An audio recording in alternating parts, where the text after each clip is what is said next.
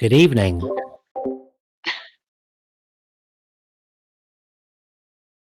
Right. Hello, hello, welcome, and thank you for joining us. Good evening, good evening, good evening. Welcome, welcome, welcome. And if I was multilingual, like 1/3 of the Crimson Head team, that welcome would have been more interesting. What's that you say? There are only 4 of you on the Crimson Head team. Your maths is rubbish, George Trevor. Well, you'd be right only on 1 count. Yes, my maths is as crap as Umbrella's employment record, but your Crimson Head team has grown into 6. Today, we introduce 1 of our 2 new team members. It gives me great pleasure to say welcome to the Crimson Head team, Jill Valentine. Ciao! I'm here. Ciao. Ciao, ciao, ciao, Jill. Thank you for joining us. It's a honor being part of your team. Thank you so much, George. Don't worry, and we'll be getting to your many observations and passions about Jill Valentine very soon. Now, pushing all the buttons to make tonight's festivities run smoothly, we have our superhero live streamer, Batgirl. Hey everyone, welcome in. Batgirl's muted her mic because there's a huge party going on in her apartment. Batgirl. I said hi through the stream and forgot to unmute on Discord. Are you telling me this is just another example of old man George Trevor not understanding modern day tech, dear? Well, there's going to be one every stream, and there we go. There's the one. Now, you've got myself, George Trevor, and Jill Valentine in the chat. We're going to be passing on your questions to our very, very special guest. Of course, we have a very special guest to help us welcome Jill Valentine to the team. Jill Valentine, sorry. Jill Valentine on the brain, because today, yes, is Jill Valentine Day. And the actor for Jill Valentine in arguably, I would almost say universally recognised, the greatest remake of all time. We have with us on Jill Valentine Day, the wonderful and amazing Heidi Anderson-Swan. Hello. Thank you so much for having me. I'm so excited to be here and to chat with you and all of the fans. This is so exciting on Jill Valentine Day, which I would never have known existed if it were not for Crimson Head Elder podcast. Would not have known. Wow. We wouldn't probably be playing Resident Evil for all these years if it hadn't been yourself and Joe White, of course, just voicing the remake so wonderfully, because that was my first Resident Evil game, and your voices, your performances were very, very much part of the immersion and what made it, go beyond, your usual, for myself, and I know so many fans, just go beyond your usual, video game into something quite more emotional. And it's why we're sticking with it 20 plus years later. No, it's amazing. This is an amazing gift to me. I mean, you guys, I just can't believe 20 years later and people still would like to say hello, and I'm so honored. And hello, this is great. Now, thank you again, Heidi, for joining us. You're so grateful. We are so grateful, and you're so kind, because this is one of many times that you've been with us. We've got Batgirl in fantastic Jill Valentine cosplay. She's about to head the stream up with the Jill Valentine playthrough. Heidi, I think, can you see the stream in the Discord? Have you got it up there? Fantastic. So I'm going to shut up because Batgirl's about to play the game, and of course, the most important person to listen to this evening is yourself. We won't talk obviously during the cutscenes, but during the gameplay we'll be passing on questions and all the fantastic things that your fans want to say to you. Here we go.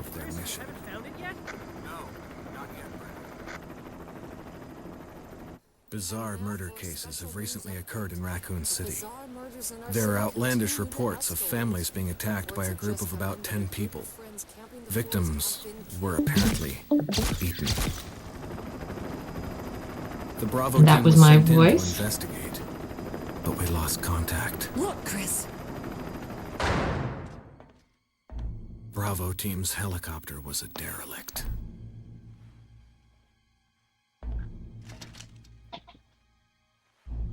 Save for the remaining body of Kevin.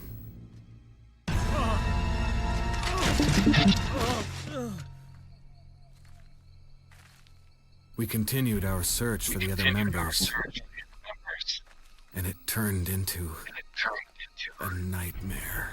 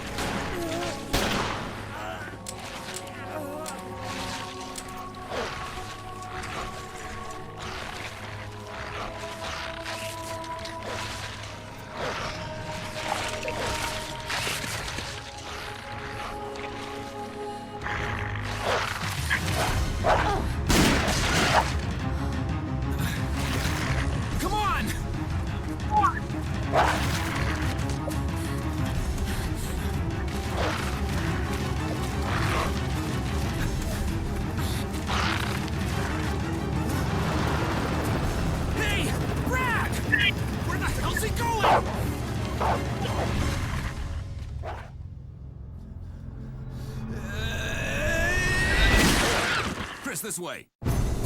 Wait.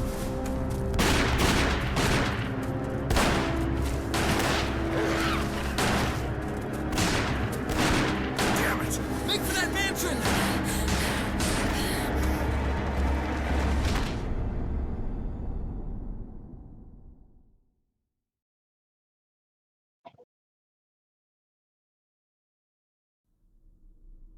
There are only 3 STARS members left now. Captain Wesker, Barry, and myself. We don't know where Chris is. What is this place? What is this place? Not quite your ordinary house. Not quite your that's for ordinary sure. house, that's for sure. Hey, Wesker, where's Chris? Jill, no. Jill, You don't no. want to go back out there. You don't want to go back out there. But we've got to find... What was that? What was that? Chris? No. Jill, go and investigate. Jill, go and investigate. I'm going with her. I'm going with her. Chris and I go back a long Chris way. and I go back a long way. All right. You two All right. go. I'll secure You two this go. area. Secure this area. Stay sharp. Stay sharp.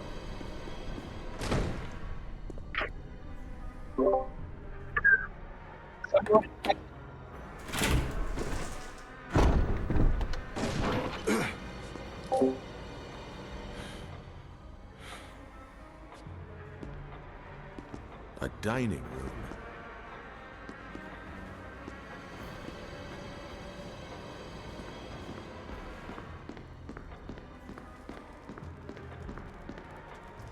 I think you'd better take a look at this. What is it? Blood. Jill, see if you can find any other clues. I'll be examining this. Let's just hope it's not Chris's.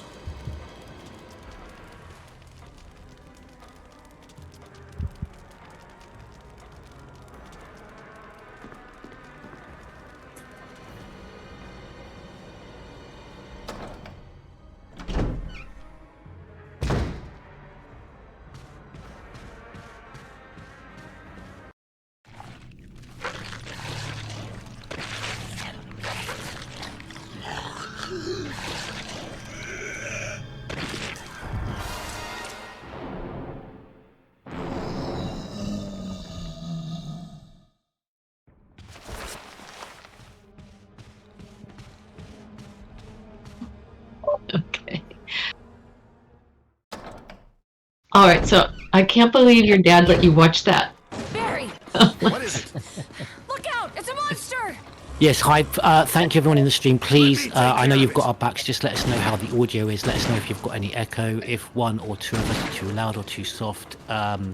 Particularly myself, Jules Trevor, who always seems to have the loudest mic.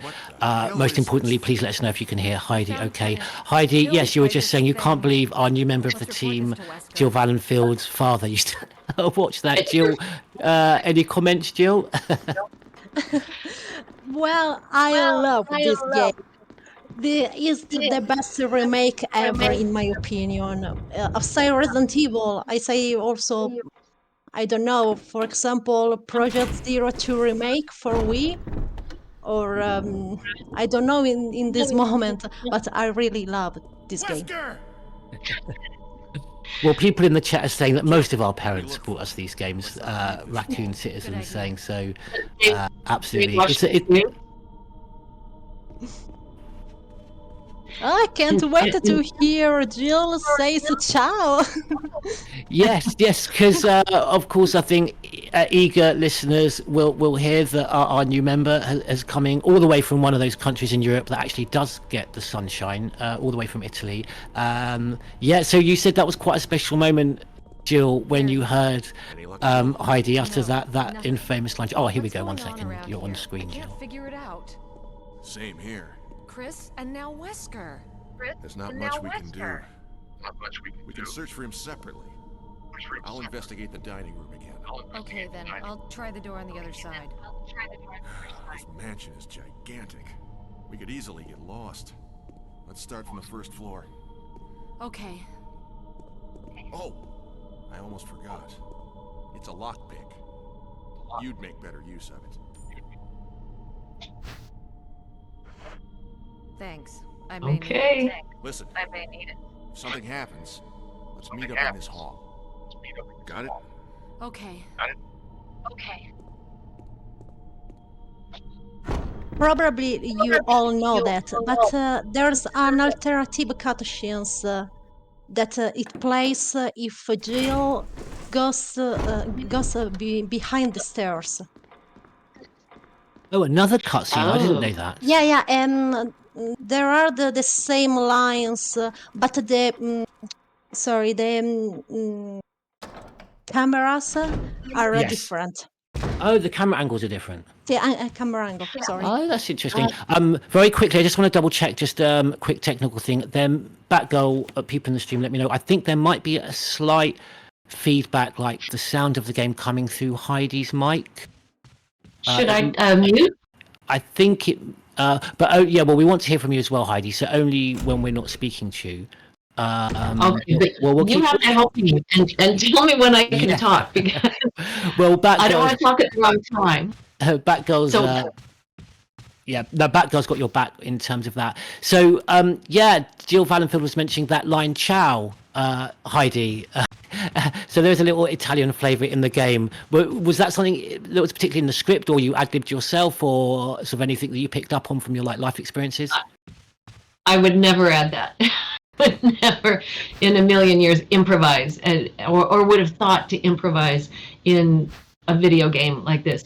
It's interesting because in voiceover, it depends on what it is and where you are. Because when I was in New York doing voiceovers, nobody ever suggested that you improvise ever. You say the words as written.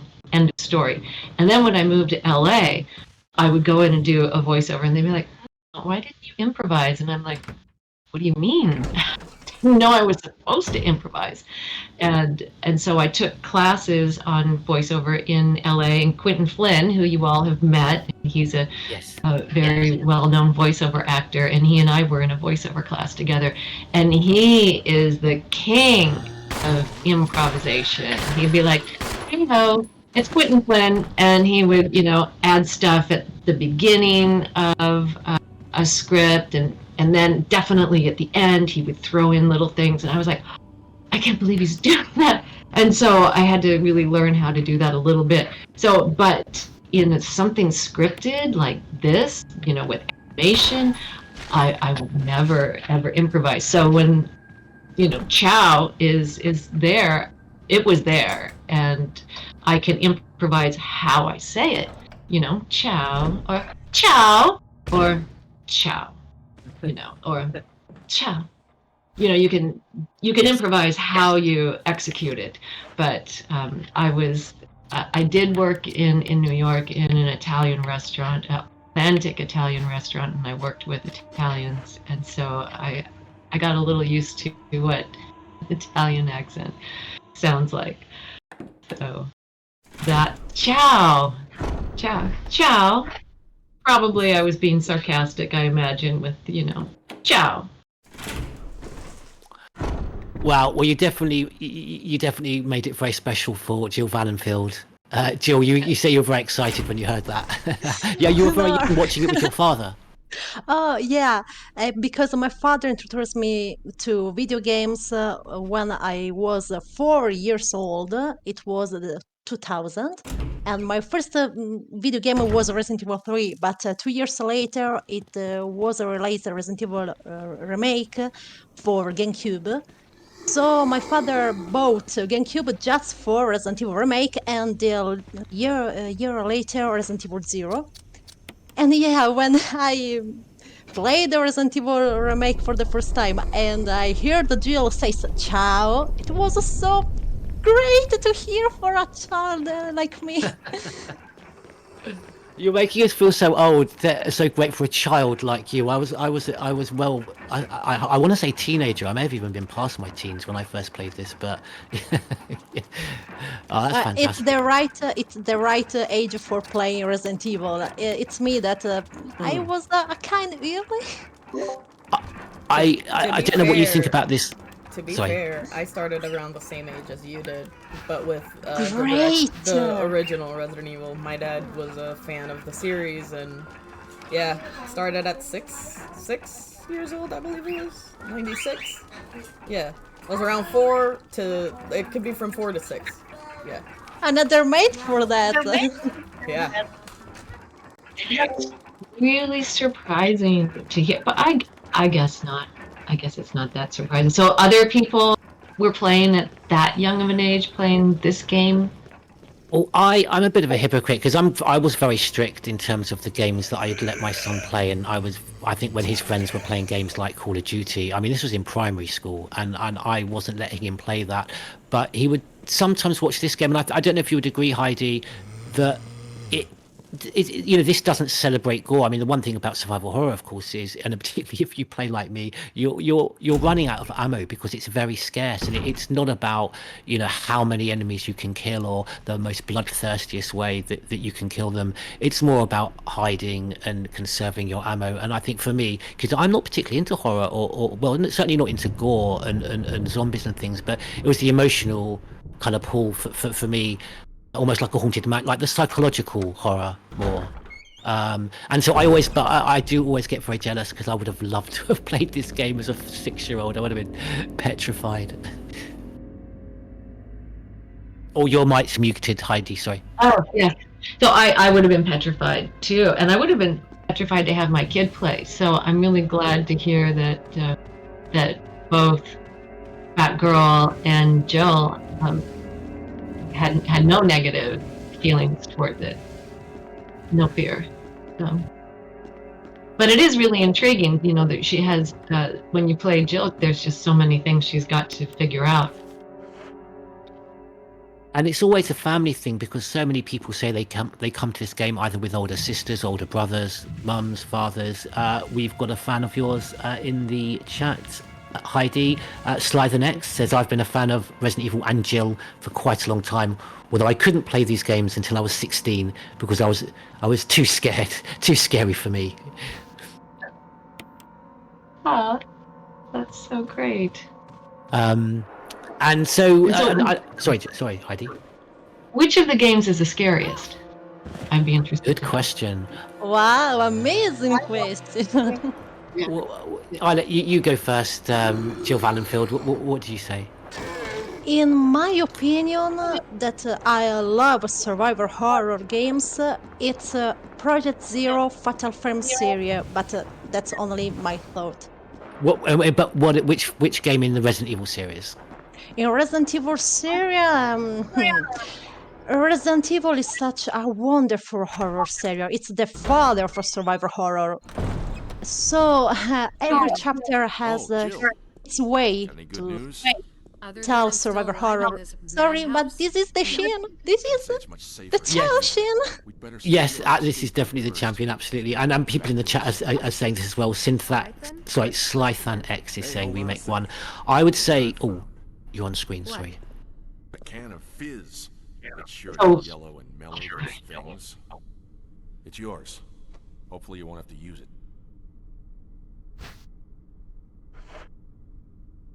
What about you? Oh, don't worry. I like the buddy system we have here. I see. Thanks, I'll take it. See you later. Ciao. Here we go. That so feels so nostalgic to me. So, yeah, and you know what? It wasn't sarcastic at all. It was more camaraderie. Ciao, interesting. Well, here's the latest news from the video game industry, Heidi. The remakes upon remakes upon remakes are being made, and all these various video games, and not particularly old ones either, are being remade. And even to this day, I mean, even recently today, I saw on Twitter people suggesting that the new RE engine, the engine, let's say, is like the skeleton that the developers put the bells and whistles onto, in terms of building the game. But then the base kind of game fare, for any game that they may bring out is the engine. And Resident Evil obviously has a new engine compared to, the game that was created on the GameCube. And people are suggesting on this new Resident Evil engine that all the recent remakes, the Resident Evil 2 remake, the Resident Evil 3 remake, all very much in a 3D model.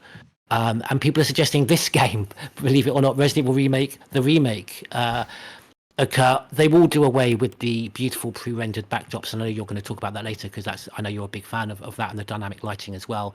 But it will be in 3D.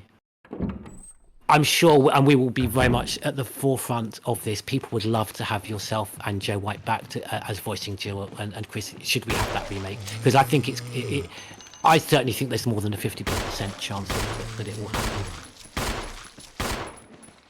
Oh. So that's interesting. So in 3D. So okay, can you elaborate on that a little more for me?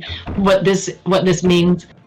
Well, effectively, it will be free moving environment. So you won't have these beautiful portrait pre-rendered backdrops that are static. Obviously, the character model yourself, Jill, moves around, but the backdrop, never changes. And for me personally, that's kind of what affords these fantastic sort of Alfred Hitchcockian camera shots, camera views that we have. And very much that there are people, perhaps old fuddy-duddies like myself, that would say that's how survival horror should always remain. But Capcom have produced, and there's lots of fans with us this evening that came to the series with the remakes of those old pre-rendered backdrop games that Resident Evil 2 and 3 were also. And so you have these 3D environments that you can move, back and forward, and the camera moves with you, and the scenery moves with you. Batgirl, can you help me out and explain it far better than me? Someone in the chat will, but yeah, we would love to have yourself and Joe White back again to voice Jill and Chris. That would be incredible. Can you imagine? Honestly, I can't imagine. Honestly, I just would like them to leave it as is, because this game is still perfect, regardless of what they try to do. But you'd prefer not to see a 3D? No. Yeah. To me, there's something about the way that you run through the mansion with these specific camera angles that over the shoulder kind of just doesn't have anymore. Yeah, because I think I don't think I've ever heard it quite described like that, George. But in Batgirl, but the Hitchcocking angles and lighting. Oh, here we go. Here we go. So a very famous line coming up soon.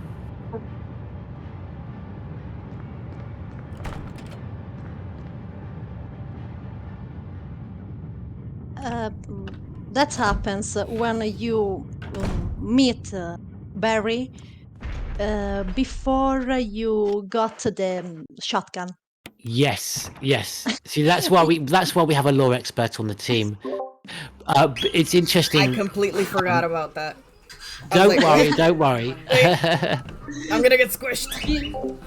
You're gonna get squished.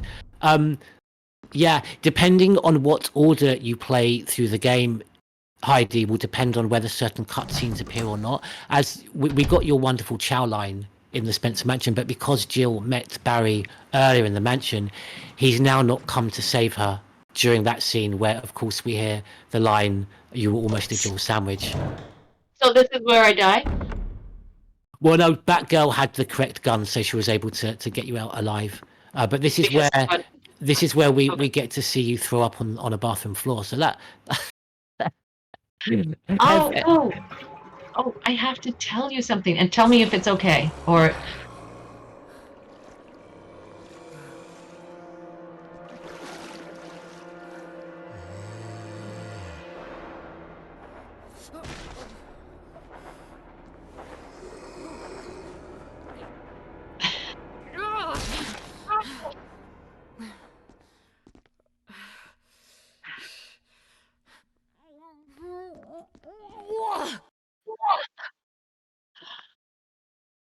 Okay, can I talk now?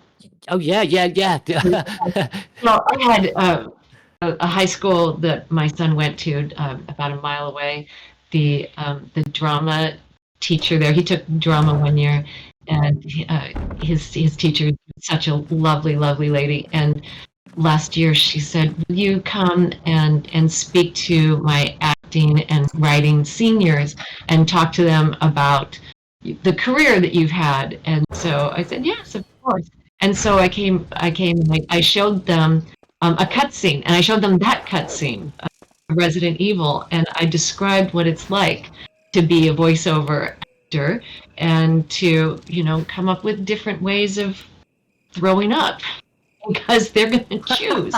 So you've got to have a variety of puking sounds, just like a variety of chows. I had to have a variety of, and draw it out or make it really short, or, and how gurgly do they want it actually? And so it was an opportunity to talk to them about what's expected of a voiceover actor, or what was expected of a voiceover actor 20 some odd years ago. I love the way you quantified that, like, in terms of how much it was fun. gurgle. So it was fun to show something. Yeah. No, how much and gurgle I'll you had tell to you, make it drier or wetter or make it longer, or and then you can't think about it too much. You just got it. That's gross. Quick, out of there, Batgirl. Oh, just in time. About that scene that Jill,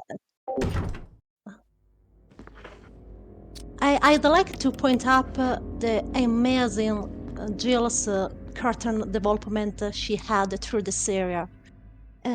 Jill throws up, and it's so obvious because she smashed up a zombie's head, so it's so realistic she does that.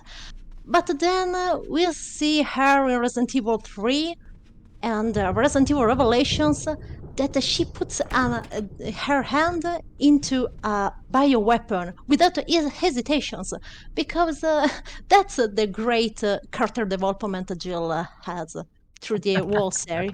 And I love her. She's like my role model. So sorry. I love to point up these things about her. In Heidi, in a latter game, Resident Evil Revelations, Jill Valenfield's quite right to point out.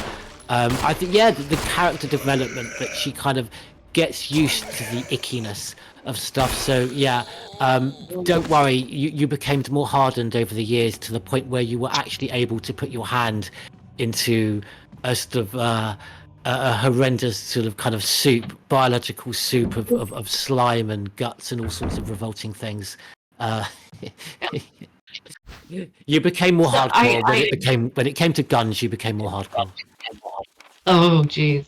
Well, I love that you all have described for me how Jill is like the first female hero in survival horror. But if I remember correctly, I think this is across the video game genre. Is that correct? Or is it just in survival horror that she's the first female? Well, I don't know. Batgirl and Jill Valenfield can come in on this in the chat as well. Will correct me. But certainly, from my experience, Resident Evil as a series was quite at the forefront in terms of having lead female protagonists that weren't, stereotypically needing to be saved. Thinking about Mario and Princess Peach all those years ago. But sorry, Jill. No. I don't want to interrupt you. Go on. Sorry. No, I was just making that point. I mean, particularly as a female gamer, I think that it would be more interesting to hear what you have to say. The first true survivor horror game, it was Alone in the Dark, that features all the kind of topic of survivor horror, like the enigma, fixed cameras, angles, and so on. And Alone in the Dark features two different characters, one male and a female. But Resident Evil does a thing that no one games did before. Jill and Chris have the same military background. Good point. Jill isn't a journalist or a common woman that goes to a mansion to explore about her uncle. I'm talking about Alone in the Dark. Jill is a soldier. She's totally skilled as Chris, as Barry. It isn't about being rescued or something like that. It's about own lore. Jill has a Delta Force program, and she's an amazing soldier. Science Resident Evil 1 for that. Ah, that's fantastic. Mm. So then she is, it sounds like, in survival horror, a pioneering character. Yeah, she hasn't anything of I don't know how to say. She's equivalent of Chris, that he's the male hero. She's an Yeah, heroine. absolutely. Yeah, equivalent on every level. Absolutely, and has her kind of her own independent skills as well. Yeah, of course. and it always still amazes me how they go, oh yeah, you go there, Jill, and she's like, okay. She goes and does it. It's not like, I'll be right there, or if you need anything, no. It's like, you go there and I'll go here, and she goes and does it. Yeah, no, I think that's a very good point that Jill Valenfield makes in terms of Jill. She's not sort of second in command, or I mean, you have your two kind of leaders in sort of team leaders for Alpha Team and Bravo Team in Albert Wesker and Enrico Marini, but yeah, she holds her own and then some, and if you look across the board, our podcasts, the majority of the voice actors we've actually spoken to are female actors, and don't look at me, it's not because I'm some kind of creep. I looked back in the series because I was curious of this myself, and looked back and saw that by far the majority of kind of the main protagonists, some fantastic female antagonists as well. Across the board. So I think definitely was at the forefront, particularly in '96 with the original game, as Jill Valenfield points out, both Chris and Jill are kind of equivalent levels of military training. In fact, Chris actually, and some of the characters in the games that have the more kind of weak character traits, let's say, maybe psychological weakness, are the men. You've got Chris has some sort of skeletons in his cupboard. You've got Richard Aitken, another Stars character. I won't go nerd level and bore you to death, Heidi, but there are male members of the Stars team that kind of have emotional and psychological foibles and weaknesses. And I'm trying to think in terms of Jill and also Claire Redfield, the prominent female members, and they're kind of very strong. Sorry about that. So when it comes to that aspect, the only way that you see any types of PTSD from Jill is in Dead Island currently. After the events of Resident Evil 3, after she was infected with the Nemesis parasite. She doesn't, and even then, she still fights. She still fights to continue on doing the mission, regardless. Rather than when Chris would just drink himself to death, Jill was at the shooting range, just owning up her skills. Oh, really? Interesting. Yes, that recently came out, Heidi. We were talking before about the Resident Evil CGI films that Capcom released, and Death Island came out recently featuring Jill Valentine. Jill Valenfield, was telling you about moments from her character in that. And yeah, they do deal with the PTSD and the emotional trauma that Jill has gone through over the years. Oh, that's very interesting. That's good, but she just keeps on keeping on. Well, she kind of doesn't have much choice. It's quite a shame. Wherever she goes, the undead are just trying to eat her. She doesn't have much luck. Yeah, I'm looking forward to later on in the scene when we get to meet some of the zombies that you yourself were kind of identifying and wanting to know whether they even themselves had backstories. You recall the zombie that's caught behind the bookshelf. We're going to get to soon. But it wasn't just Resident Evil that you've played a role in, is it, Heidi? I think that there was another release by Capcom around the same time that you starred in. Yes. What was that called? Something 7. What was that?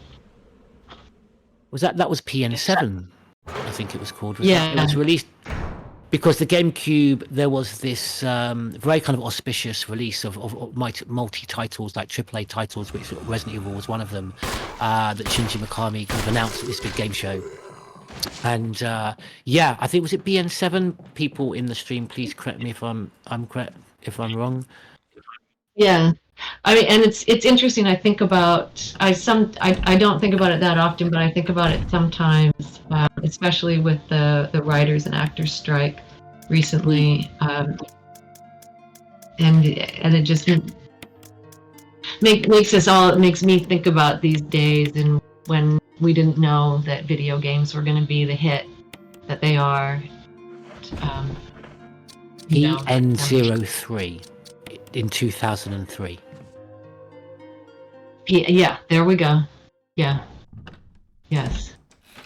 So, and another so female character of action in that game, perhaps rather different to Jill.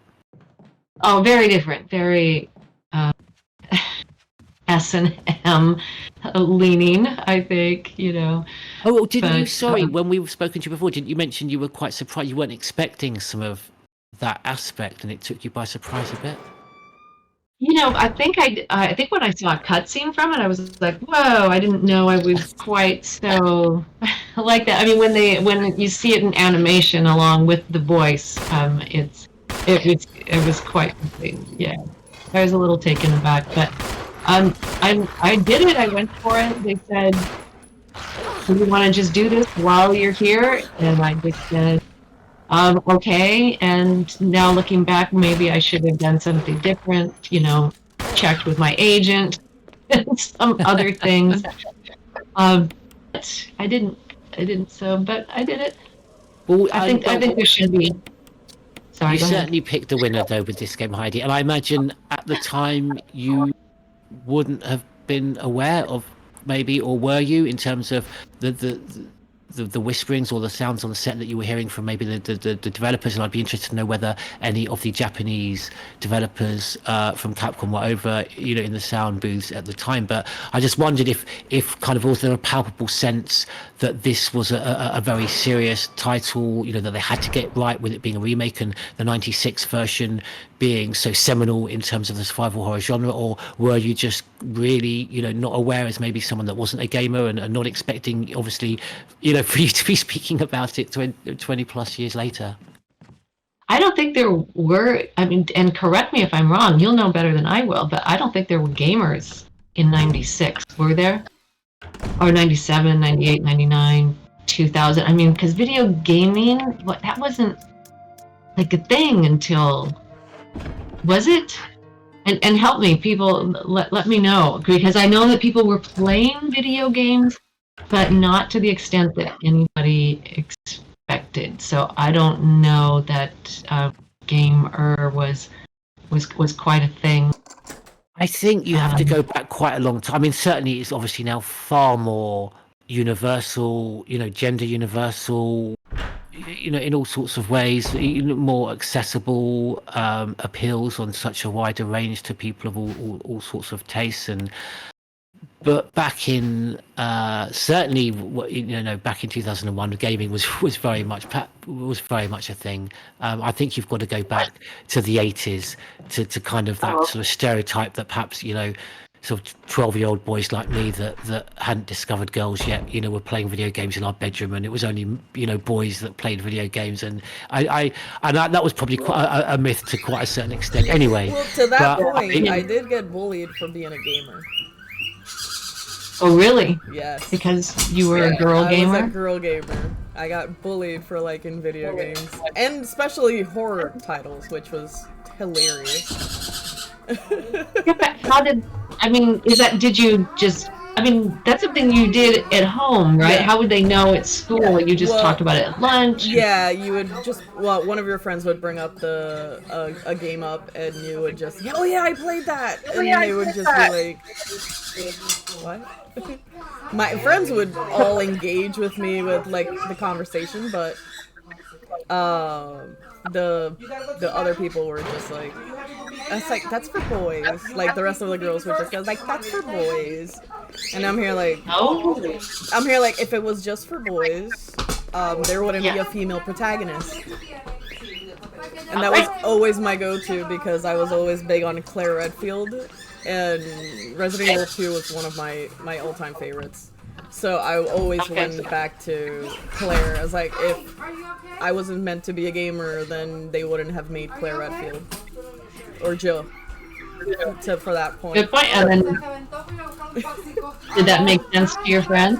No. So my friends it did. So the bullies it didn't. People are asking about what that noise is. I think It's that girl's the got birds. I'm sorry. there are lots of birds in the back cave at the moment. But what's interesting, Heidi, I remember one of the very first questions you asked us and were asking the fans was how we felt as male gamers playing as a female protagonist, and I think whether that affected the immersion or. Yes, I was like, why? What do you mean? Because somebody said maybe, I can't remember who it was, said, oh, playing Jill Valentine is one of my favorite characters to play, and I was like, what do you mean? What do you mean she's a female? And so, please, you elaborate on it, because it really opened my eyes. I'm sure someone more articulate than myself could explain why, maybe on a higher sort of psychological level, it is we're all human beings, and so it is possible for myself, for example. Well, look, I mean, I take this game far too seriously. I don't know if that's even possible, and really would be affected by anything that sort of diminished the immersion. I have to feel that I'm in the Spencer Mansion, and I have to immerse myself. And obviously, a huge part of that is the character that you're playing, because you want to be in their footsteps. There are certain video games, Resident Evil 7, for example, where the writers go out of their way to make the character quite vanilla. So it makes it very easy for you to put yourself in their shoes, because there's very little personality. And it's like it's literally yourself there. It's interesting. It's rather different, because obviously Jill Valentine is a very strong, we've discussed, dominant character with strong skills. And it doesn't have any detrimental effect in the way that I am so deeply immersed into this game. And whether I decide to play as Jill or Chris simply comes down to my preference for the story or for the experience. And I tended more in my early days to pick the Jill route through the mansion rather than Chris. It doesn't have any effect. I don't know. Maybe that's a lot to do with your part. Maybe again, your performance is so strong that it just kind of cuts through things that really, at the end of the day, whether I feel that I'm in a woman's shoes or a man's shoes going through this mansion, why should it really actually affect how the things that I'm experiencing are affecting my emotions? We're all human beings at the end of the day, capable of the same level of emotion. So. Yeah, I don't know if that makes any sense. Yeah, I mean, I like how you describe how it's a different story depending on which character you play. So, I mean, I haven't seen all of Jill Valentine's story. It's interesting. I don't remember seeing this hallway, and I don't remember seeing these low bookcases with plates in them. That's interesting to me. But I can only imagine what the other story. I mean, did the other characters go in the same rooms that Jill Valentine goes into?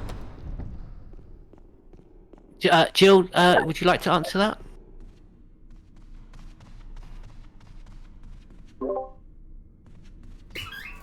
Jill? I'm here. No, sorry, I'm here. Don't worry.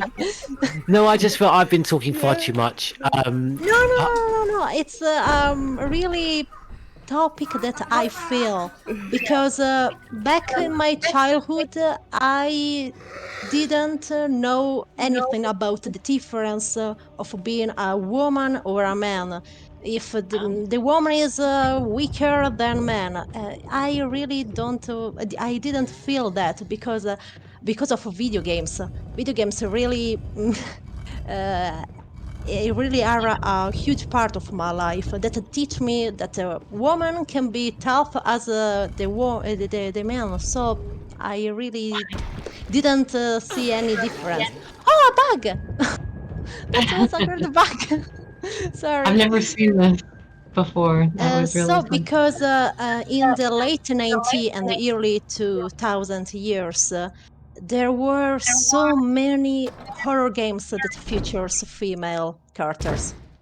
So to me, it was obvious that women are equivalent to men.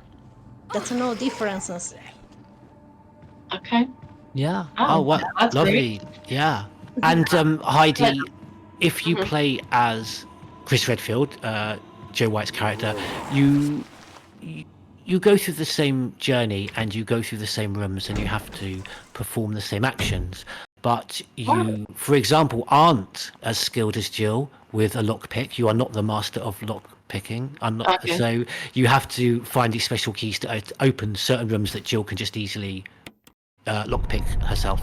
And you meet different characters. Jill sort of goes through the mansion and, well, I say it's aided, but perhaps that's not quite the word, but encounters Barry Burton, as you've seen in those cutscenes. Whereas Hope Levy, that you met when we did our Resident Evil remake cast, Hope plays the character of Rebecca Chambers, who you get to meet if you play as the Chris character. Oh, okay. So you have slightly different cutscenes with different characters, but essentially it's the same journey through the mansion. Oh, okay. Same challenges. Batgirl, Slithian X, you may have seen saying she's loving your expressions as you play through the game. I'm communicating by my face. It's great.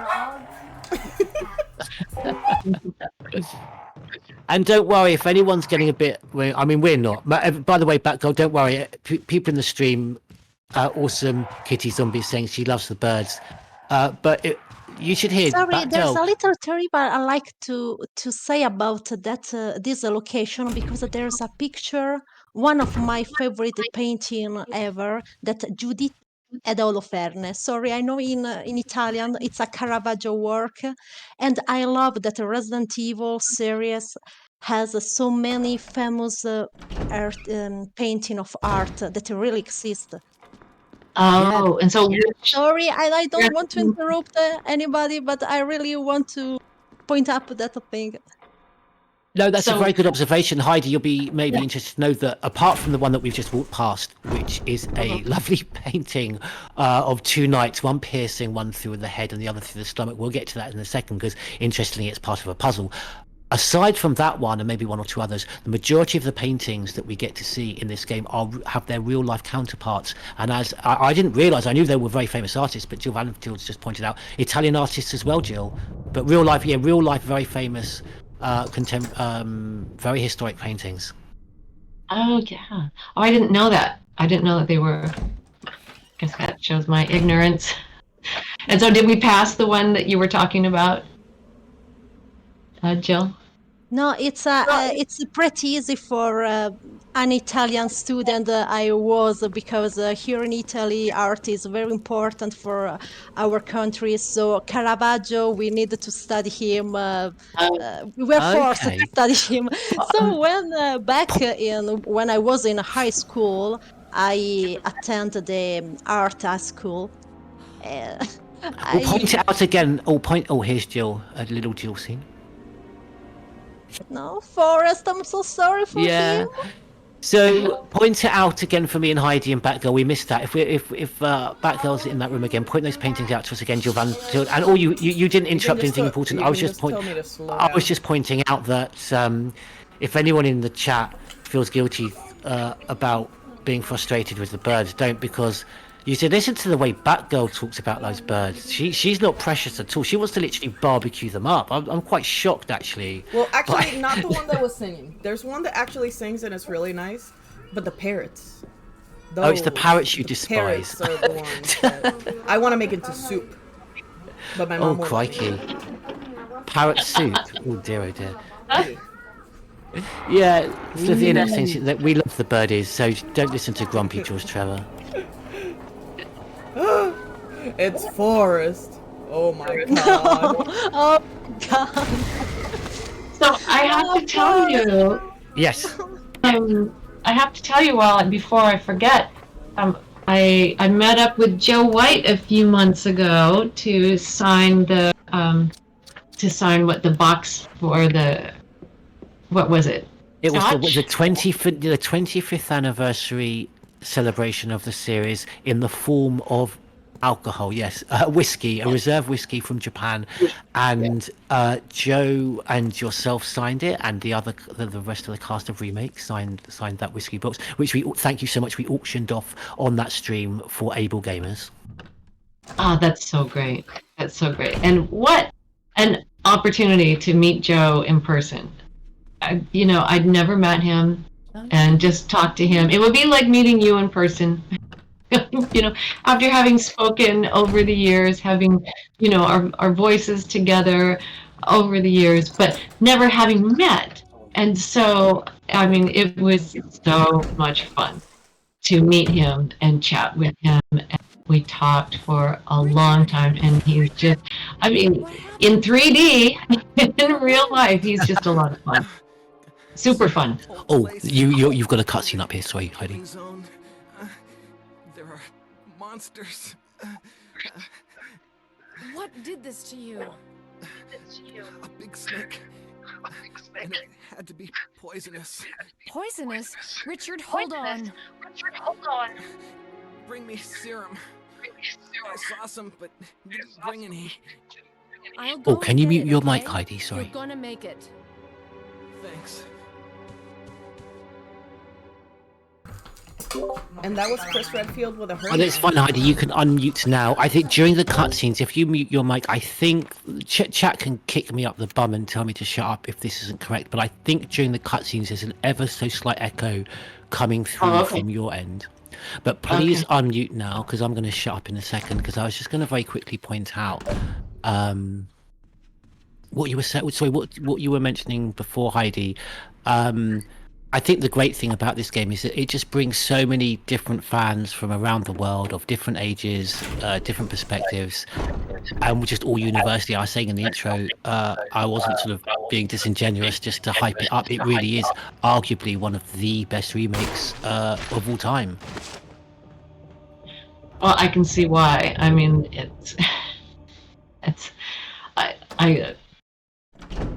seeing new scenes, because I'm seeing new things in this playthrough today, and I'm amazed at the artwork. I really am, and I appreciate what Alexa said about the Caravaggio pieces, in addition to the architecture and the lights and the design of the mansion. I mean, just the detail is astounding, and I can see how someone, I think I may have mentioned this before, because of the movie lighting, the interesting angles, and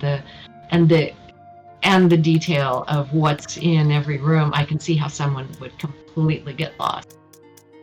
Well, she brings so much to the team, Heidi. Like you bring so much to this game. I mean, we've got this like Cockney scoundrel on the team, but Jill Valenfield, she brings culture.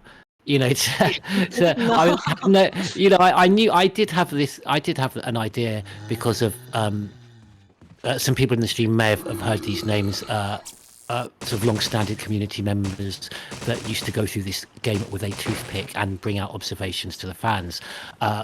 Two chaps called Welsh and Ridley, who used to post up in Resident Evil forums all the various pictures from this game next to alongside their real life counterparts. But quite often I wouldn't be aware of the particular artists or the actual paintings, their names. So no, Jill Valenfield, that's great. Thank you for bringing a bit of art and culture to our team, and please point out some of the artists as we see them as we go through the mansion. Thanks, but I'm not an art expert. It's only some stuff I learned back in high school, so that's nothing great, really. And it was interesting, you mentioned meeting Joe just before, Heidi. That cutscene, and that's my fault. I need to keep an eye out for the cutscenes to let you know, because we want to hear your performance. I think actually in 1 second there is a cutscene coming up. Yeah. Yeah, here we go. Here, Richard. I'm gonna give you a shot. Hang in there. Jill, here's my radio. Take it. I'm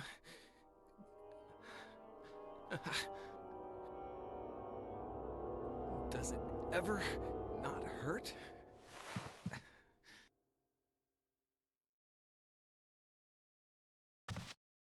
Now, I don't know if you recognise that voice coming from the character there, Richard Aitken, who you so miraculously saved. It's Chris Redfield with a hernia, according to Joe. When he dies, shoot him. Heidi? Heidi needs to unmute. Hello. Thank you, Heidi. So yeah, that Richard Aitken there was being played by Joe White. Yes, I remember him saying that, and I remember him doing a Richard voice, and I was so impressed because I was like, can I just remember all the voices I've done? I don't think so. Well, that's the thing, Joe. I mean, Joe wasn't a gamer before he started in this game, and it was this game that actually very much made him a gamer. So you're being too hard on yourself. Joe's a nerd. The reason Joe knows all his lines is that he's heard them repeated back to himself hundreds of times because he's played this game many, many times. In fact, he's currently playing the latest Resident Evil game, Resident Evil Village, which he's a big show off. He keeps telling me how he's completed it on doubly hard mode. You like it? Yes, he does. Yeah, I mean, he's a big like survival horror traditionalist, so he kind of prefers these types of games with these static camera angles and these pre-rendered backdrops, that are beautifully painted. Well, like paintings. I mean, they were literally hand-drawn details on top of what was already there. But yeah, so no, he's a big survival horror fan, Joe. It wasn't through duress, that he's on the team. The reason he's tied to a chair in my basement is purely, by choice. Okay, good. That's good. You're doing very well, Batgirl. You're still alive. Somehow. Like I said at the beginning, I'm not you. Because Jerry said that earlier. It's like, just don't die, Nat. I'm here like, I won't. Oh, I did this wrong. Can I quickly just take... Sorry. How did... Okay, so you were able to escape being squished to death because you pulled up the shotgun, right? Yes, if you swap... Yeah, sorry. So... And explain. I put in the broken shotgun where the other shotgun was. So in order to keep the pressure in, I swapped them out. Okay.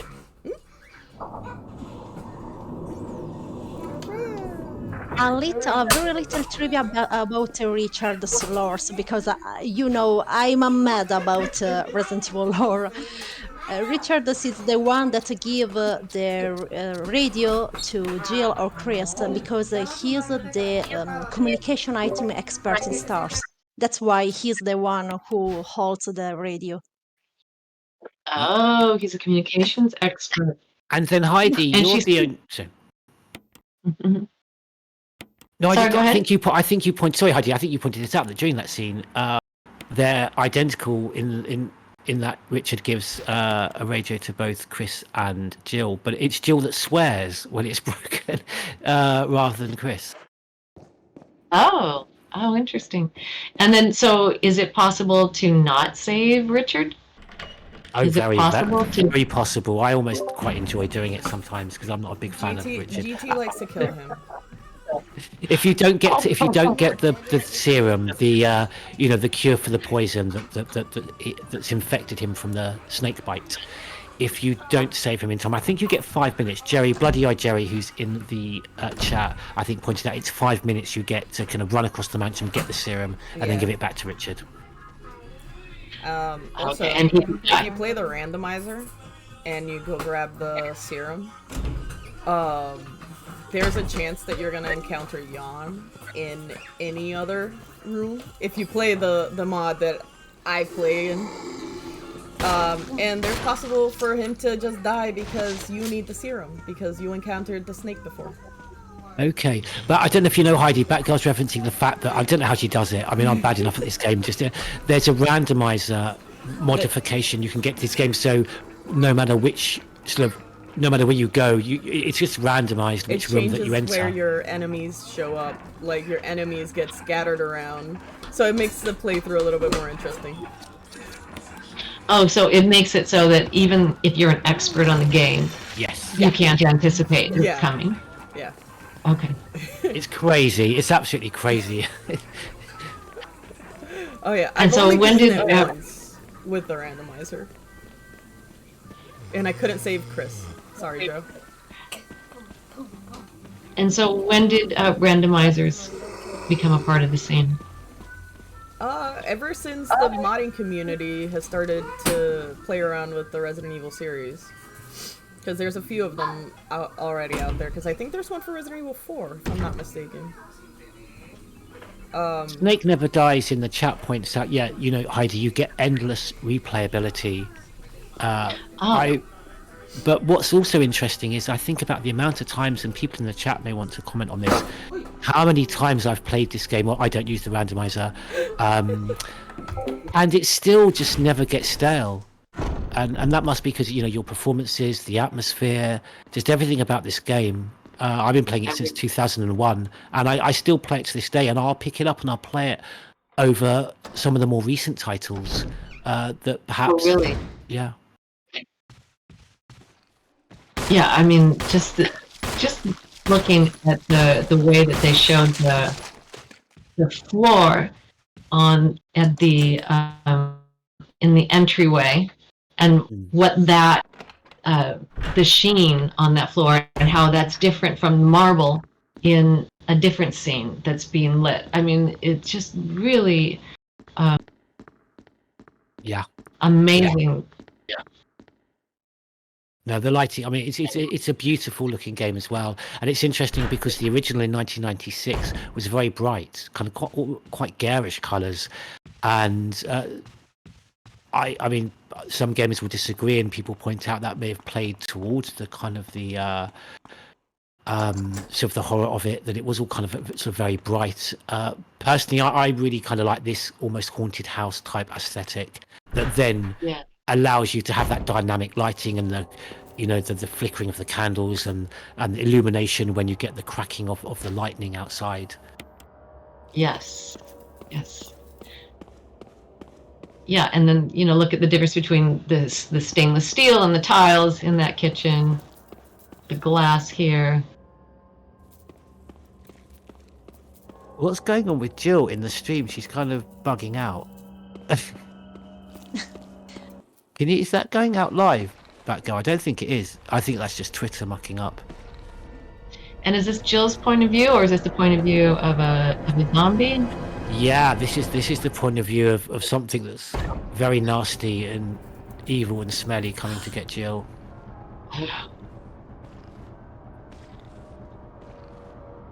Ew.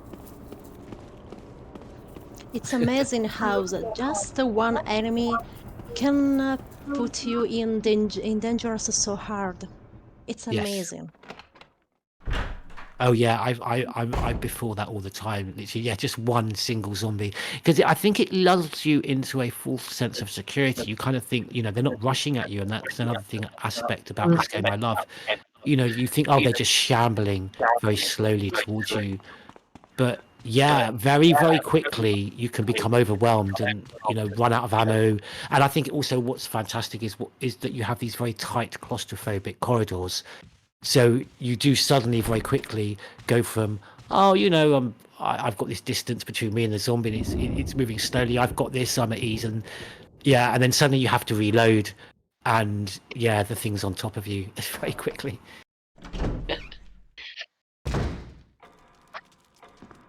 In my opinion, my like about survivor horror, the best era was late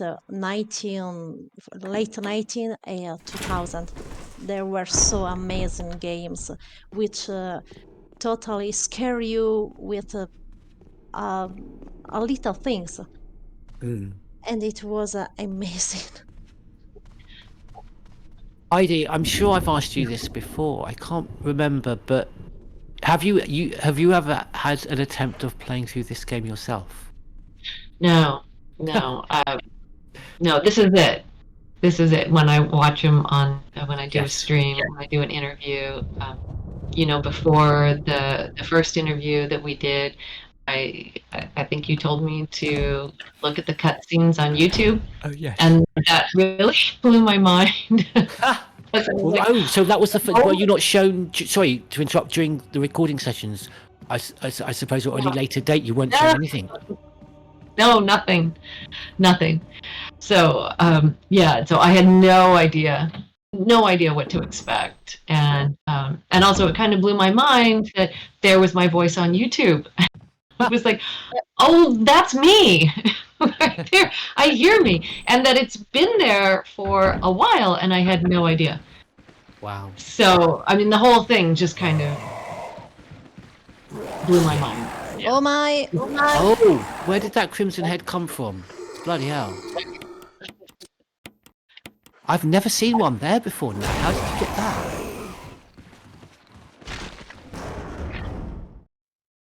Well, we had to see a crimson head. I mean, that's what the website's Alright, named after. my house is finally quiet enough that I can unmute. There we go. No, fair play. I mean, honestly, listen. You were asking before, Heidi, about the game, and look, I find it very difficult to stream this game. I don't know how Batgirl does it, because I find it impossible to hold conversations with people in the stream and play the game at the same time. Batgirl's been playing this game and handling all the technical side, and she's got half her family partying next to her, and her nephews and cousins, and all sorts of birds and parrots. That's the little people you guys have seen wandering around the stream. Those are my nephews, my godson. Yeah. They just been wandering around in the background. That's so sweet. Yeah, yeah, they just left to go to my sister's, which we have dinner at like 8 o'clock. So. So quiet. I've never known it so quiet there. I know, because the at 8 o'clock. That's a little late for toddlers to have dinner, isn't it? Yeah. But my nephew eats at all times. He's 2 and he eats at any time during the day. Okay. He's and then he's at school at 8. Yep. The next morning. Yep. Okay. Yeah. Well, pre-K, I think that's where he is right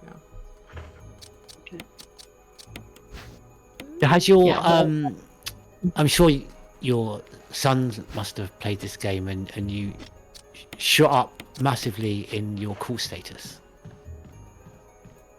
Has he played it? Yes. Oh. Yeah. He's not a gamer, your son? He's not a gamer.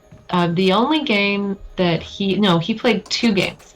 He played Lego Batman, and then NBA 2K. And I think he was introduced to Call of Duty at some friend's house, and he didn't like it. Sorry, Heidi. Violent. Jill. Barry, I didn't mean to get you that excited. Right. Anyway, you should read this. You know about that file that you see that is a part? Do you see that?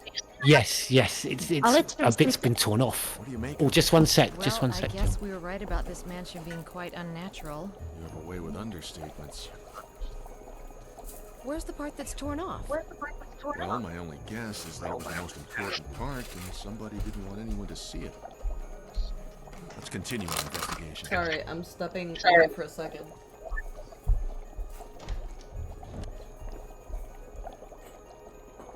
If you don't find Barry here, you will have the file enter without any page missing, because it's Barry the one who threw off the file. Oh, that's interesting. So Heidi, there's that file there. You know, the great thing about this game, you pick up letters and files during the game that gives you more background story, or interesting facts about about people that were traversing through the mansion before you. Okay. And there's a file in this room that we just picked up that if you play as Chris, you get a longer version of the file that mentions a man in sunglasses.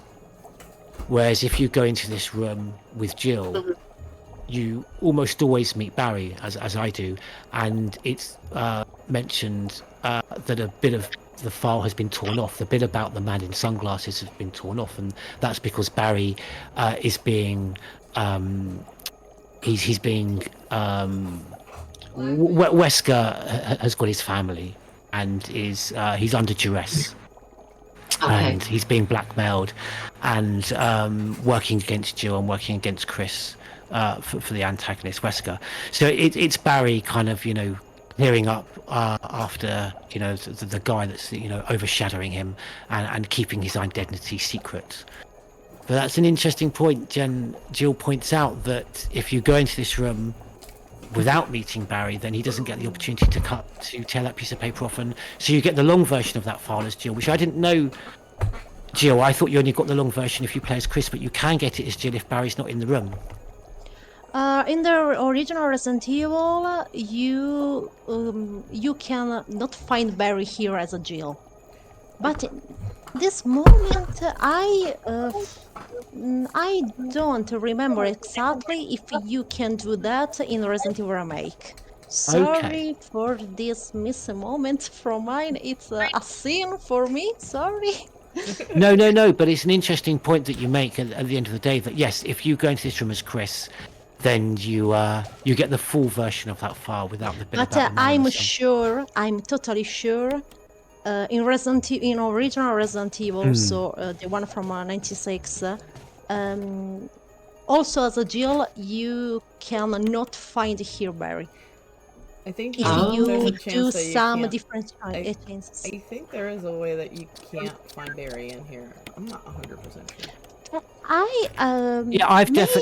I've definitely come in here without Barry. I'm Yeah. certain I have. Yes. But maybe when Jill meets Barry in the balcony, Yes. and they see Forrest together together. the Forrest body. Yeah. I think. Oh, I've never had that. See, this is the fascinating thing, Heidi. You play this game 1,000 times for 20 years, and there's still things that you don't experience. Yeah. Sorry, so you and Barry can together discover Forrest's body on the outside terrace? Yes, sir. I never knew that. Wow, I've never had that. Wait, You I put need this to- backwards. Oh, don't muck it up. I'm like, wait, why isn't this? So, I would Heidi, like to has your son ever told you why Lego Batman does it for him, but unfortunately not is it not just his type of game, Resident Evil? So to finish that, so he, all right, so I'm going to take it back a little bit further. When he was a toddler, Baby Einstein was very popular, and it was just these videos of toys, and we were all like, oh great, something, and with classical music that was supposed to be good for your kids' brains. And so we were like, oh good, I can put my kid in front of Baby Einstein and do what I need to do. And then we come to find out, no, that's bad for your kid's brain. It's really bad for their development to watch videos more than 1 hour a day. So learned, no, don't put your kids in front of videos. This is not going to be good for them. And so as we came up with video games, I was like, well, this can't be good. If Baby Einstein was not good, then a video game can't be good either. And then he went over to a friend's house. He was 7, and his friend was a gamer at that point, and he was playing Lego Batman, and that's how my son was introduced to video games at a friend's house. And so he came back saying, I want to play Lego Batman. So okay, so we got it, and he played it, and so he had a few different versions of Lego Batman. And then eventually he grew out of it, and eventually, I can't remember who it was, another friend introduced him to NBA 2K, and he loves basketball, and he played basketball, so this was very fun for him. So he played that game, and I made, so in the meanwhile, I really didn't think much about the video games that I had done in the past, whether it was Resident Evil or Xena Warrior Princess. I just didn't think about them, and there was a certain part of me that just kind of wanted to forget acting at that point because I kind of missed it, and I retired from it, and it just wasn't possible with my life where I was living anymore. And so I was just like, okay, let's just forget about it. So it never even occurred to me to say, oh, let's get you this video game that I was in. I mean, it just never crossed my mind at all. And even when we ran across Resident Evil at GameStop, it never occurred to me to say, do you want to play it? I mean, it just never occurred to me. So they've, neither my son or my stepson, as far as I know, are familiar with my work in Resident Evil to this day. And so, but that's okay. That's okay. But they're familiar with the other things that I do. So, yeah, I guess it's because I didn't bring it to them, and I didn't say, hey, you should look at it. But at the same time, they were never like, oh, well, we want to play it. But that's because they're not really gamers. So once my son, back to NBA 2K, after a period of time, he started getting agitated playing the game. And we just explained to him, that the gaming companies want him to buy more abilities, buy more things, so that he will spend more money, and so he can win games, because he was losing when it really felt like he should have won a game. They do that to make money. Yes, and there's been some. Yeah, there was a particular Star Wars game that I was very much looking forward to, but there was just all these. Yeah, they do these incentives and effectively make the base game almost impossible to succeed with or to progress with, unless you do these in-game purchases of additional weapons, additional abilities.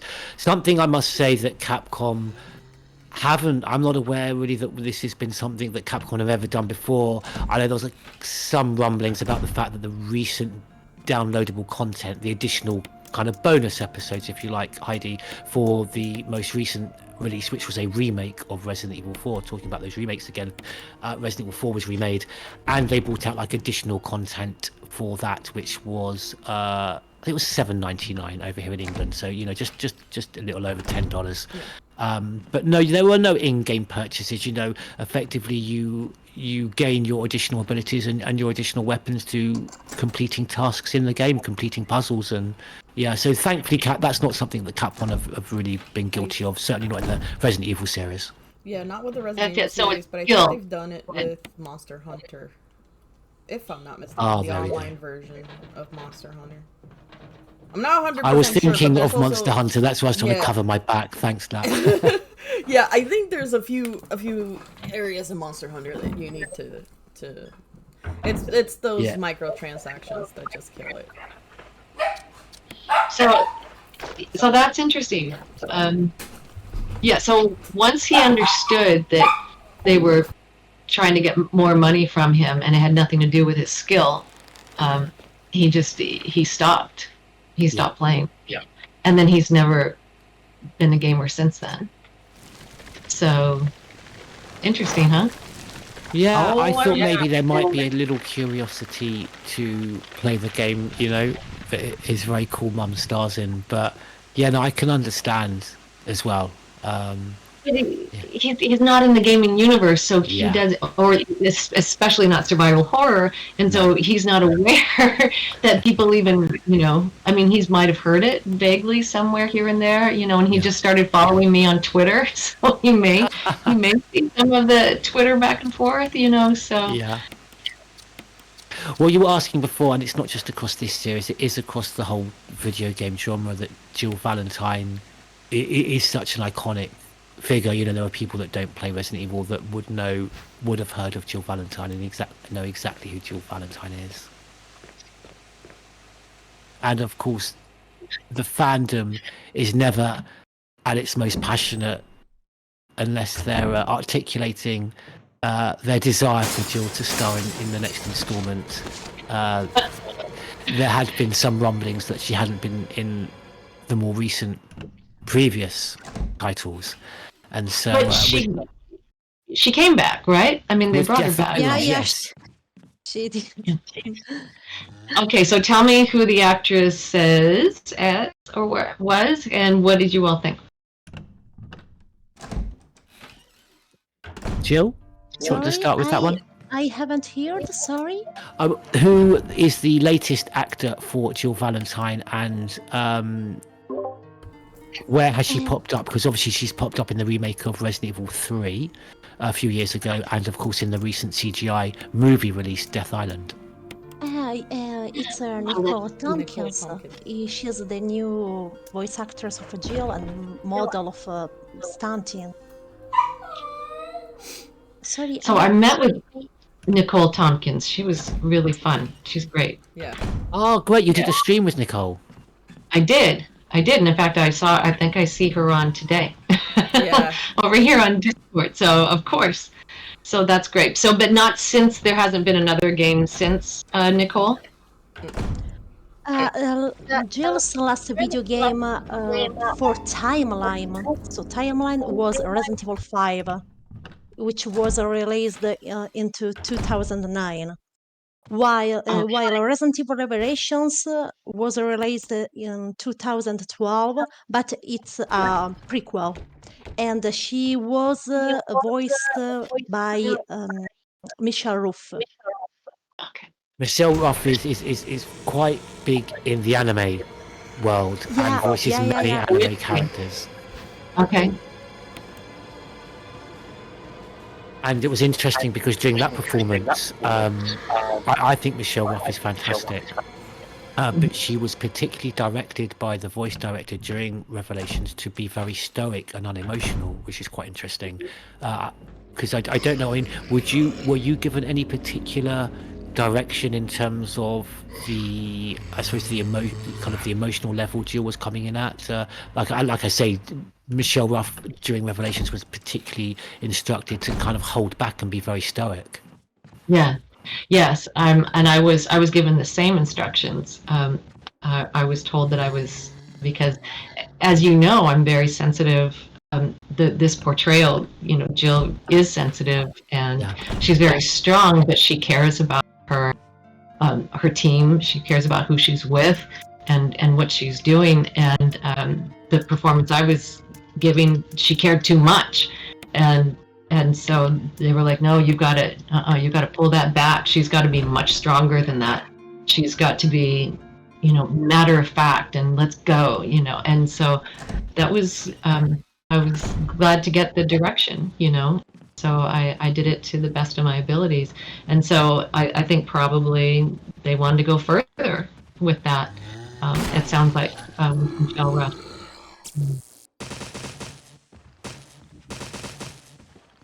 I'm just admiring how Batgirl still managed to stay alive. So she could have been killed how many times already? A bunch of them. A bunch of them. My controller Yeah. turned off while I was getting attacked by dogs. No. And I was just standing there. I nightmares for any player. Well, like I said, Heidi, because it's like the cable I use for my capture card, and my controller is brand new. So I'm like, why are you turning off? It's like, hello. Wow, my brain just automatically shut down because I don't remember where I was going. welcome to the stream. You're the lightning. Okay, so the controller you use makes a difference. It depends because they're. Ooh. Sorry. Oh my. It depends. Because there's people that can actually play this with a keyboard and mouse. And I couldn't do that. I have always been a console gamer. Like, I've played on multiple consoles that my brain is automatically just tied to my controller. Yeah, Awesome Zombie Me Kitty too. plays with keyboard and mouse. I'm like, I can't do that. I tried. I had to mod Minecraft because I couldn't use the keyboard and mouse to play it. That's how bad I am. I with the tried. I keyboard. tried to play Resident Evil 5, The Mercenaries, with the keyboard, and I Yeah. couldn't. I really can't. Yeah, I can't do it. Nothing. I'm so bad. I am a console gamer as well since childhood. Yeah. I play Sony, Nintendo, Microsoft, mainly Sony consoles, but Yeah. I love video games, so I don't care which platform. Yeah. Every platform is amazing for its own. Oh yeah. So I'm for a gamepad, Oh, but the keyboard I really can't. I tried as well, but nothing. I tried. I try. I can type really fast, but then again, there's my IT work coming into play. But other than that, can't do it. I wanted to quickly there's thank. Oh, another. sorry. No, sorry. Go There's on, Jill. another good lore detail, which the blood handprint on the wall. Oh, I've never noticed that on the right. There's a bloody Richard's one. handprint. Yeah. Oh, one. yes. A bloody handprint. Is that But Richard's? it's amazing detail, which have also the first Resident Evil. I've never seen that before. Oh wow. That's my job here. Yeah, it's so shameful. I've played this game a million times, and my Oh, thing no, is that the thing is that when I complete it, it takes like 9 hours for me to complete Heidi because I spend my whole time staring at all the details. Do you Oh, that really? is so cool. I'm gonna chat to a few Resident Evil nerds tomorrow, and I'm gonna bring that up. Hopefully, I'm hopefully gonna impress them with it. Yeah, in the Yeah. original, it was the hallway where you saw Forrest. There was the trail of blood. Oh in the my, I wall. love that detail. Yeah. Yeah, in the original, that's the hallway that would get the trail of blood. It's the one where you go in to meet to find Forrest. I just wanted to very quickly thank honestly from the bottom of our hearts everybody that's been tuning in and supporting the stream and supporting Heidi. Thank you so much. Thank you to Awesome Kitty Zombie and to Bloody Eye Jerry who've been subscribing today and gifting out subscriptions. Thank you so much, and thank you to everyone for coming to the stream. And I just saw our unofficial artist, the very, very talented artist who does all of our team art and is going to be adding Jill Valenfield and another new member whose name is kind of a secret till next week. But yeah, thank you for joining us, Louis. Louis in the stream today. Demento Liz Art. Hey Louis, thanks for joining us today. And Louis, please feel free to put a link in the stream to your Twitter so people can check out your art, because Louis does the most incredible art, survival horror stuff, from Haunting Ground, from Silent Hill and from Resident Evil. It's talented. I will just stare at his art, just open mouth, just in awe. Wonderful, amazing. So thank you and welcome to the stream, Demento Liz, Louis. But that was something that you were pointing at. Oh, here we go. Here's you playing the piano, and we'll have to ask you in a second if you can really play the piano in real life, if you've ever played Moonlight Sonata. No.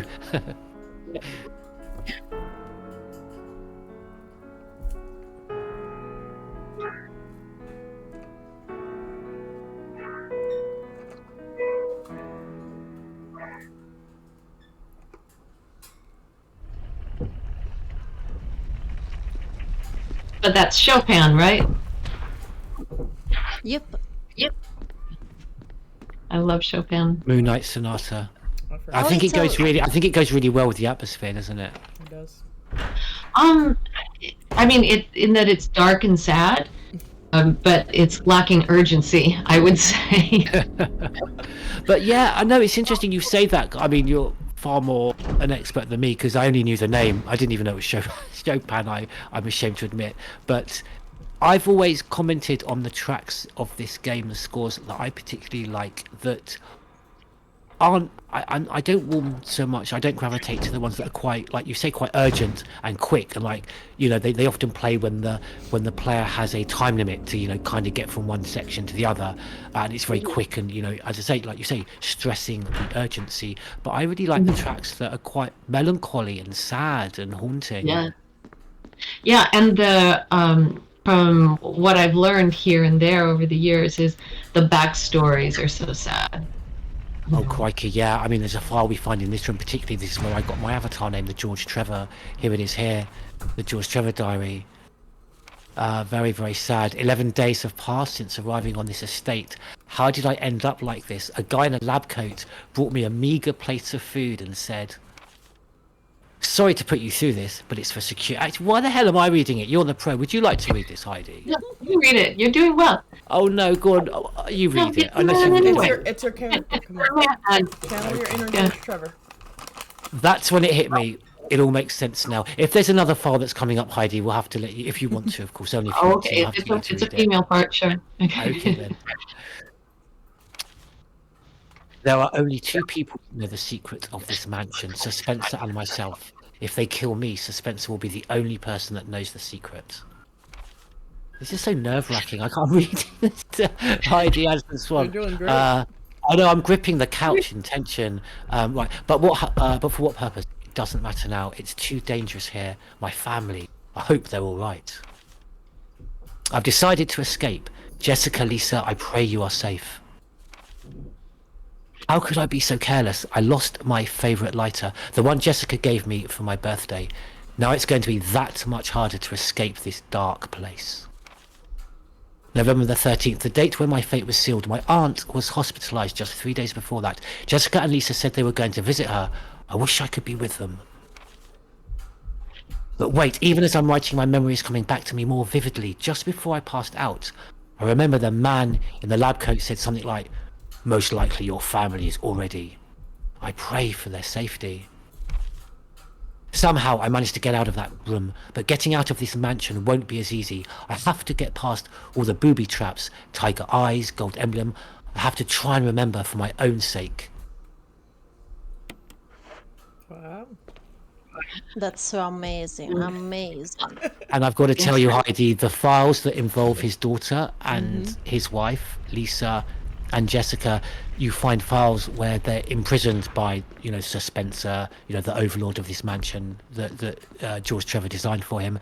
And they talk about escaping, and they're slipping notes between their cells together. And Jessica, the mother, is reassuring Lisa, next time the guards come, that's when we'll, get the jump on them and we'll escape. And it's very, and you read the files of this 14-year-old girl who's been incarcerated and can't understand why her mother's abandoned her. And it's very, very, and that's really, really what got me. It was like, I hadn't played video games for quite some time. I was playing, as I say, I was rescuing Princess Peach as Mario, and then suddenly I picked this game up, and I was quite shocked at how graphic the human tragedy was. Yeah. Yes. And what else do we need to know about this mystery? My brain forgot. Can you say? At the 6th, if I remember correctly, I know this game in my mind, like the back of my hand, but Sorry, Heidi, I missed that. What were you asking? Sorry. Oh, what other bits of story should we know? Well, as you progress through the mansion, you get to kind of find I did what that wrong. past victims have what things have befallen them. And what's quite clever is there are always often the use of these files isn't just to immerse us with greater backstory. It gives us a clue to various puzzles, and so it kind of alerts us to what needs to be done. Perhaps pushing a certain statue in a certain way, or putting a particular item in a particular place. The clues can often be in these puzzles. They're quite clever. Oh. So the backstory helps to describe what you need to do to get through. Oh, very much so. Absolutely, yes. the lighter that George mentions, which gave from Jessica, his wife, it's the lighter you find at the jail. Yeah. It's the one I'm carrying It's a- around. Oh, it's a lighter. If you lighter. examine the item, you can read it's from Jessica. Yeah. I love this detail. I love Resident Evil mainly for characters, lore, and See, it but says, I "Come love play with survivor Ty, horror. love I Jessica." love survivor. There it is. There is the encryption. Back when having a lighter was acceptable. These are the details that make a great game a masterpiece. Yeah. It's tiny details like that, especially with when it comes to the story in general. Yeah, yeah. It's oh my god. Oh my! Stay away, sir.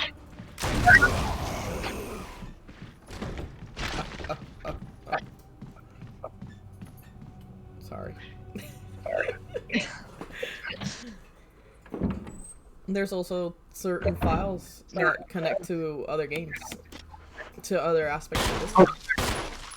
Oh, other aspects like There's a file like- from a researcher, I believe it. I don't know if they have it in the remake, but I think it was in the original, that connects to one of the characters in Resident Evil 2 when they made it. So he's a researcher named John, and his girlfriend's name is Ada. Okay. So it automatically connects it to Resident Evil 2. And it was Okay. an amazing. Sorry. No, that it was an amazing link because if you play the Resident Evil 1 and then you play Resident Evil 2, we immediately see, wow, so that's Ada. Yeah. It's John's fiancée. Yeah. You automatically connect the dots and you're like, wait, that's the famous Ada. Unlike the Spencer Mansion, which its wooden floors are covered in rugs, you may have just heard that my wooden floor isn't. So, which is, sorry if you got the noise of me kicking my glass of cider across the room just then before. No, it didn't pick it up. Right, I'm going to disappear for 2 minutes because I've just got to, well, no, literally 30 seconds. I know you all think I'm going to make a cup of tea or something, or a pizza, which is what I normally do. No, I've just got to put the washing on. It's very, very very boring. I know. I should have made it. I should have thought of something far more exciting. But that's how I roll. I'm just going to very quickly. I have to put the washing on, so it's dry for the morning. Yes. What exciting life. Right. And I'm gonna need to sign off. Absolutely, as well. Heidi. I was just looking. You've been with us for Yeah. 2 hours. It's been amazing.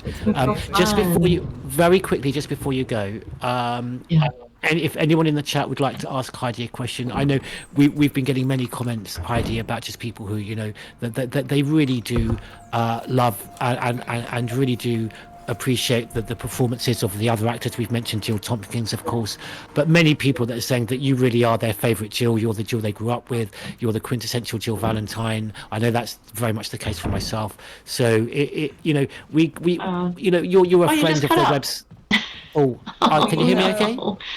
We have Sunny Bauer and Oracle Dragon in the chat sending all Ah, we'll have to try and get them on the mic. I just wanted to very, very quickly say, you've become a friend of the website over the years, Heidi, with the amount of times that you've supported us and you've been in these streams. But I never lose sight of the fact that I still play this video game because of your performance and because of just how special you made this game and how special this game is. I think it's cutting out for her. Oh, can you hear me, Can Heidi? you still hear us? Yeah, I think it's cutting out for her. Oh, there we are. There we go. We've got you back. Oh, good. Yeah, all of a sudden it was just gone. Thank you for those kind things, George. I appreciate it, and it was fun hearing your diary, because I was like, why George Trevor? And so it was fun to hear that. Oh, but yeah. Well, I didn't pick like the exciting heroes. I picked the architect that gets incarcerated, and but thank you. That really was quite a thing to read the file in front of you. Yeah. Wow, that's really going to go down on my bucket list. Awesome zombie kitty in the chat wants to know, Heidi, and we'll be very quick because you have been with us for 2 hours. Thank you. What was your favourite line to say? Well, I think the favorite line that I like hearing is Enrique, because to me, she just sounds so distraught and sad, you know. That's what I like to hear, because I'm like, wow, I really meant it when I said it, you know, which is probably the.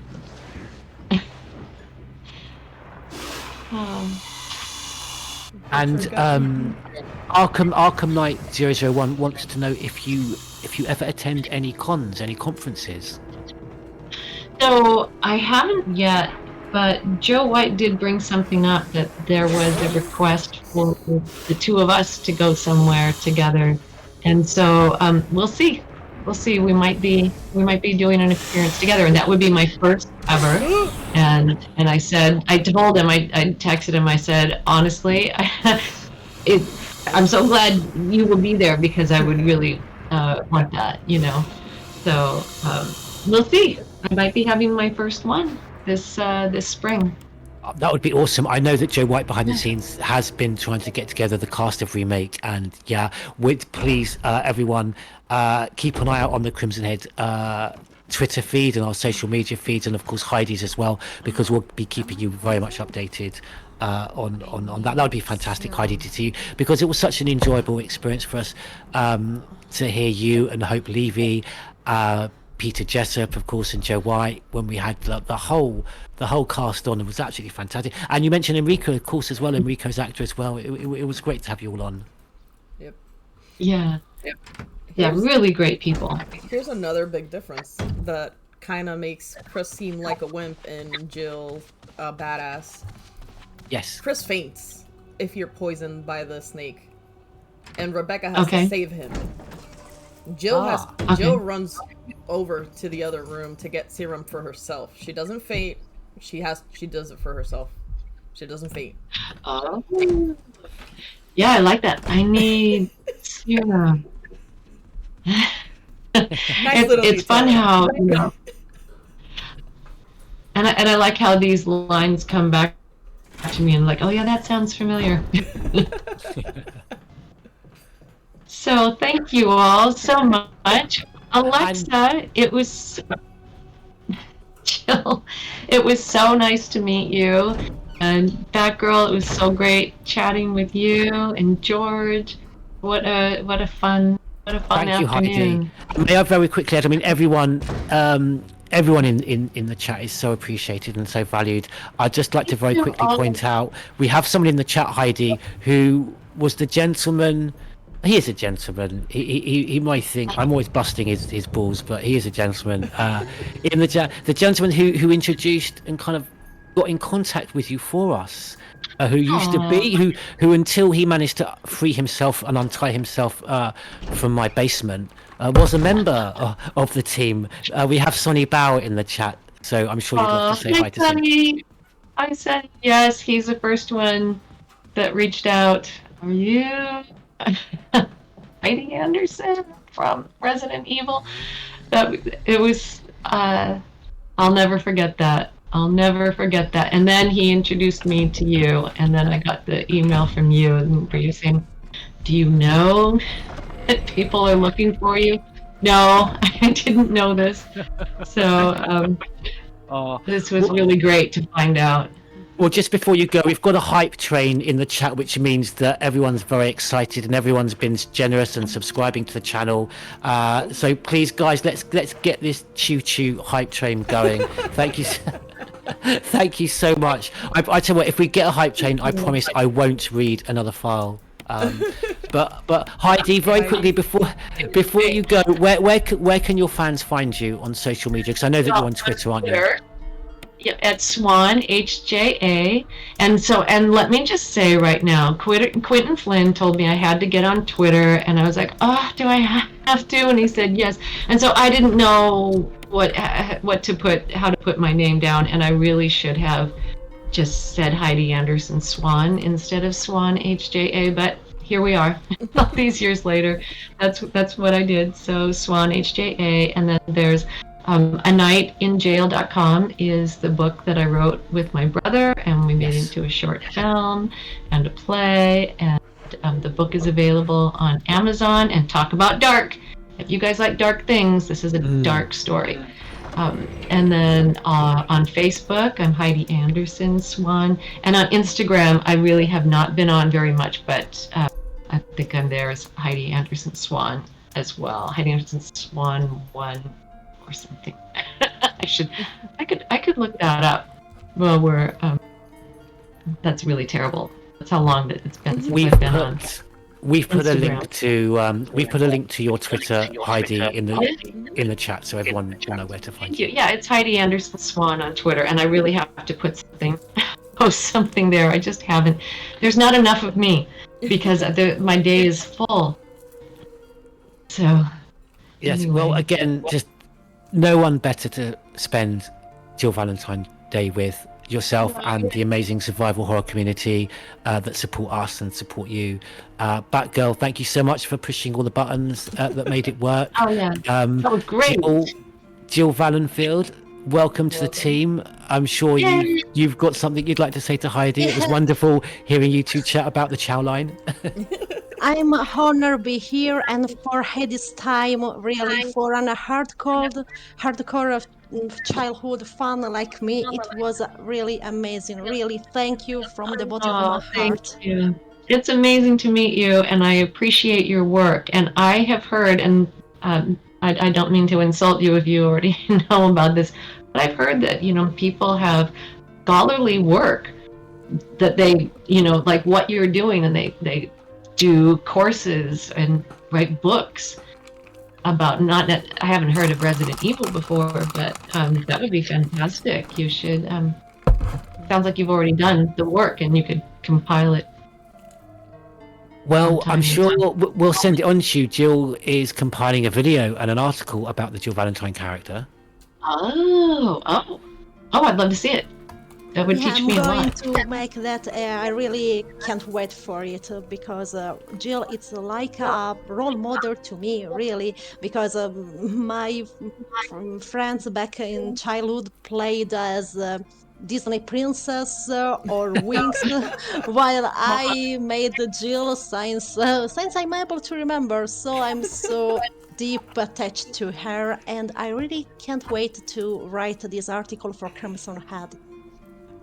Oh, that'll be great. Oh, I can't wait to read it. This will be really interesting. That's an honor, really. Well, it's an honor, and thank you to everyone who joined the stream today and for giving me Jill Valentine Day. I would not have had it were it not for all of you. So I'm so grateful. Thank you. Well, thank you. Well, for myself, George Trevor, and all of the Crimson Head team, Batgirl, I'm sure you want to say goodbye, but thank you so much, Heidi. Yeah, it's always a pleasure to have Heidi in the mansion with us. It's always a pleasure. That's great. Hey, and thank you for showing me different rooms and areas of the mansion that I have never seen. And also, my performance I have never seen as well. And we actually got the Chow line. Yes, we've got the Chow line. That was the most important one. Yes. Okay. So, have a good Okay, well, the what line? Take care, and thank you so much, Heidi, and much love from everybody. Okay. All right. I love you. Bye. Bye. Bye. Ciao. Yes, Ciao. of course. Ciao. Ciao. Ciao.